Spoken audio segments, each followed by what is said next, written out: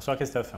Bonsoir docteur Kylian, tout va bien et bonsoir à toutes et à tous. Merci de nous rejoindre pour découvrir ensemble votre best-of de la semaine sur Monaco Info. L'occasion, comme tous les dimanches, de voir ou de revoir les meilleurs moments de la semaine où nous avons abordé plusieurs grands thèmes d'actualité, comme les températures élevées de ces tout derniers jours en principauté, ou encore le réchauffement de la planète, et puis le bilan, très important, bilan sanitaire dans le milieu hospitalier à la mi-août. Grand Ours, Vénus, Jupiter et les Perséides en vedette lors de la Nuit des Étoiles, la chance avec les superstitions liées au vendredi 13, et puis les sports avec la préparation des joueurs de basket de la Roca Team avant une saison passionnante, prenante et éprouvante, et enfin le tout premier regard du tout nouveau président du club des supporters de l'AS Monaco Football en ce début de saison. Aussi sans plus tarder, voici votre best-of réalisé ce dimanche de l'Assomption par Hubert Héroulet. Vous savez que le GIEC a l'habitude d'être extrêmement prudent dans ses conclusions. Et là, la conclusion principale, c'est que le changement climatique est absolument incontestable. La démonstration scientifique est faite. On ne peut plus contester le fait que ce sont les activités humaines également qui enclenchent ce changement climatique, et particulièrement toutes les émissions de gaz à effet de serre. Et donc, le principal moteur, on en parlera probablement, c'est l'augmentation du gaz carbonique qu'il va falloir réduire. La Méditerranée, en fait, est une des régions qui a été identifiée comme la plus susceptible de subir des conséquences majeures du changement climatique avec l'Arctique. Ce qui se passe, c'est qu'en Méditerranée, la température augmente beaucoup plus qu'à l'échelle globale. Quand on arrivera à l'échelle globale à plus de degrés de température, on aura en Méditerranée plus 3. Donc, on est largement au-dessus des tendances globales. Et quand il fait plus chaud, eh bien, l'atmosphère pompe de l'eau dans les sols. Et donc, ça assèche complètement les sols. Et c'est des conditions qui sont extrêmement favorables. Chaleur plus sécheresse aux feux de forêt, comme ceux que l'on rencontre actuellement. Tout le monde, en fait, est concerné par les conséquences du changement climatique et ont aussi les solutions en main. Alors, les solutions, c'est la réduction des gaz à effet de serre. Donc, il faut faire cette transition énergétique le plus rapidement possible. Et donc, il y a des scénarios du GIEC qui envisagent, qui montrent qu'il est possible de respecter l'accord de Paris, mais il faut que cette transition ait lieu maintenant. Et quand on voit l'engagement des États à l'heure actuelle, cet engagement est beaucoup, beaucoup trop faible. On est actuellement sur une augmentation de la température en 2100 de l'ordre de 3 degrés. Ce qu'on appelle les Perséides, c'est un essaim d'étoiles filantes qu'on retrouve tous les ans à la même période. Là, c'était en gros fin juillet à fin août. Cette année, c'est du 17 juillet au 24 août. Et ce sont des poussières d'une comète qui s'appelle la comète Swift-Tuttle, qui recroise l'orbite de la Terre une fois par an. Toutes ces poussières d'étoiles brûlent dans notre atmosphère et c'est ça qui donne les étoiles filantes. On appelle ça les Perséides parce que leur point d'origine est situé au niveau de la constellation de Persée. Donc c'est pour ça que ça s'appelle les Perséides. Et d'une manière générale, les essaims d'étoiles filantes ont toujours le nom de la constellation dont elles semblent provenir. Vous avez les Géminides, les Léonides et donc les Perséides. Clairement, le constat il est assez inquiétant. À l'heure où je vous parle, on a 6 patients hospitalisés en réanimation. Ce qui a beaucoup évolué, c'est que ce sont des patients jeunes. Ça va de 46 à 81 ans. Le patient de 46 ans n'a pas de comorbidité. Et sur le secteur d'hospitalisation conventionnelle, on a actuellement 18 patients qui sont pris en charge, avec des âges allant de 36 à 97 ans. Côté maison de retraite, on a eu 5 patients qui ont été testés positifs il y a 3 semaines. Et aujourd'hui, on a le plaisir de les voir asymptomatiques et testés négatifs. Donc, ils vont pouvoir retourner à leur vie normale de résident. Quand je vous dis ça a rajeuni, ça a beaucoup rajeuni, puisque la moyenne d'âge est de 61 ans. On était plutôt autour de 74 lors des vagues précédentes. Donc, on a vraiment un profil qui a changé. Et notamment, plus d'un tiers de ces patients ne présentaient aucune comorbidité à leur arrivée, ce qui était peu le cas jusque-là. Donc on voit bien qu'il y a une évolution de la maladie. Il est clair qu'on peut l'attraper en étant vacciné. Nous, on voit les choses, c'est-à-dire que je vous dis, à part une personne, l'ensemble des personnes qu'on a pris en charge depuis le mois de juillet pour Covid à l'hôpital n'étaient pas vaccinées. Donc on voit bien qu'il y a une efficacité du vaccin sur les formes graves de la maladie, qui sont quand même un paramètre important à prendre en compte. Vous l'avez dit, il fait est chaud, très chaud. Donc n'aggravons pas la situation, on ne rappellera jamais assez, ne pas sortir pendant les heures les plus chaudes de la logique, entre 11h et 16h.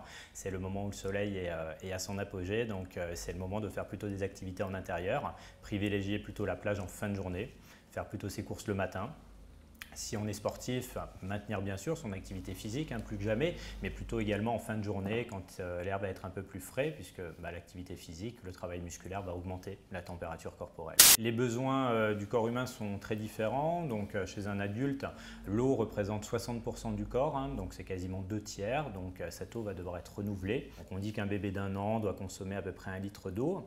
Entre 2 et 6 ans, on est à peu près 1,5 litre. Et chez l'adolescent, à partir de 12-13 ans, on est très proche en fait des recommandations de l'adulte, c'est-à-dire 2 litres, 2,5 litres. Donc dans ces 2,5 litres, on a entre 1,5 litre et 2 litres qui doivent être apportés par l'hydratation et l'eau, mais il y a quasiment un quart qui est apporté par l'alimentation. Souvent l'été, avec les fortes chaleurs, l'appétit diminue.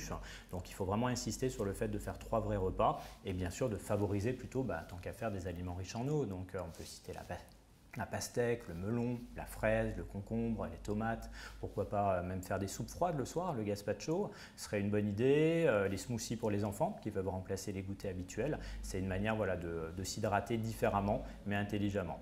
Le plus important, c'est quand même de les suivre avant lundi, c'est-à-dire qu'on les a suivis tout le mois de juillet, on sait ce qu'ils font, on sait où ils en sont, on commence à les connaître, donc on ne peut pas partir de zéro lundi.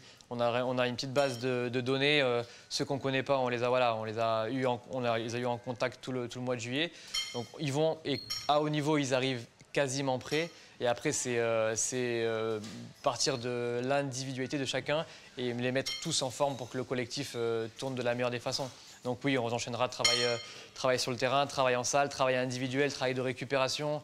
À Bormio, on les a sous la main 24/24, donc on peut gérer aussi le sommeil, on peut gérer aussi l'alimentation. Donc non, c'est un très très bon début ce stage à Bormio. Le premier mois d'octobre de compétition, c'est 12 matchs avec des déplacemment en Russie, des déplacements partout en Europe. Donc si on regarde comme ça en dézoomant, c'est presque irréel, mais après il faut qu'on se plonge dedans, il faut qu'on étudie chaque déplacement, il faut qu'on trouve des moments pour s'entraîner, il faut qu'on trouve des moments pour récupérer, il faudra utiliser les 14 joueurs, il faudra qu'on soit prêt, donc oui, c'est un petit casse-tête, mais on commence directement les pieds dans le plat avec 12 matchs en octobre, donc voilà, on va tout faire pour être prêt dès la reprise. Les stars, limite, on s'en fout d'en avoir des stars.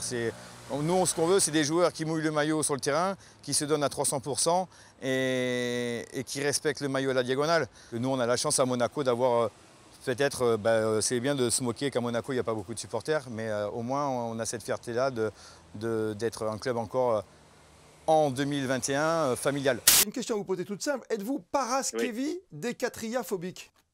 Ça veut dire, est-ce que vous avez peur du vendredi 13? Pas du tout, non, pas du tout. C'est un bon mot pour le Scrabble. Je pourrais très bien avoir peur. Pour moi, avoir peur est une très bonne chose. La peur, c'est un capteur de danger. Ce qui est embêtant, ce n'est pas la peur, c'est l'angoisse ou c'est l'inhibition que ça entraîne. Ça, c'est embêtant. Le vendredi 13, ça rentre dans ces peurs. Il faut savoir, quand il y a un vendredi 13, on passe en gros, à des chiffres que j'avais à l'époque, de 4 millions de joueurs, on passe à 8 millions. Je ne crois pas du tout que ces 8 millions croient en la magie et en des choses extraordinaires. Il y a un côté extrêmement ludique. Ils ne sont pas très joueurs. Et ce jour-là, c'est le jour où il faut jouer parce que c'est ce jour-là qu'on aura de la chance. Simplement, ils sont 8 millions à jouer. Voilà. Ce qui varie entre les cultures, nous, c'est le 13 qu'on supprime. Dans la culture chinoise, c'est le 4 parce qu'il y a un jeu de mots sur le ton du mot « ce » qui veut dire mort et du mot « ce » qui veut dire 4. Et alors, dans d'autres sociétés, ça sera d'autres chiffres, ça varie. Là, ce n'est pas universel. Ce qui est universel, c'est qu'il y a des chiffres qui font peur et des chiffres qui sont bénéfiques. Ce qui varie, évidemment, c'est le chiffre. Ça varie dans toutes les cultures. Pour moi, c'est toutes les cultures chrétiennes. Donc, c'est l'association du 13 à table de la Seine avec la mort sur la croix le vendredi. Donc, vendredi 13, c'est le summum même du jour négatif. On n'oublie pas qu'un vendredi 13, c'est le jour où Adam et Ève se sont rencontrés bien plus que cela. Voilà, on termine sur une belle note quand même pour notre humanité. Autre sourire, avec le meilleur des réseaux sociaux all over the world. Sélection concoctée aujourd'hui par Alexandra Salustri.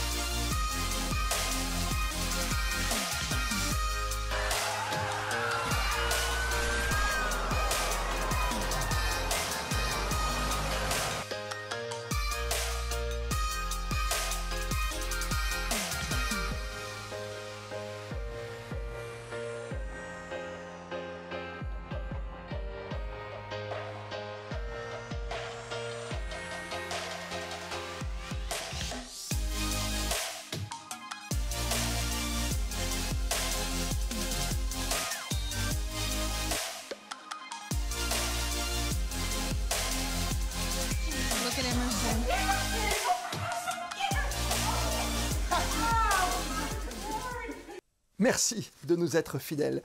Et comme le veut la tradition, on va se quitter avec les plus belles photos de la semaine. Et j'aurai le plaisir de vous retrouver demain soir, 19h, pour une nouvelle édition sur Monaco Info. Belle et bonne soirée à toutes et à tous.